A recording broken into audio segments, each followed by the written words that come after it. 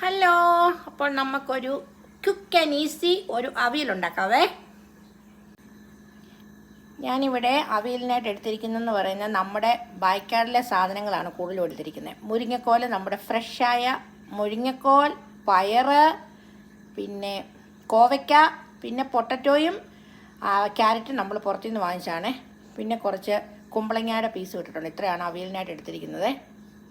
അപ്പോൾ ഇതിനകത്തേക്ക് ഞാൻ പച്ചമുളകും നമ്മുടെ കുഞ്ഞുള്ളിയും കൂടെ ചതച്ച് ആവശ്യത്തിന് ഉപ്പും ചേർത്ത് ഞാൻ എല്ലാം കൂടെ മിക്സ് ചെയ്ത് മഞ്ഞൾപ്പൊടി എല്ലാം കൂടെ മിക്സ് ചെയ്ത് എൻ്റെ കുക്കാവാൻ വെച്ചിട്ടുണ്ട്.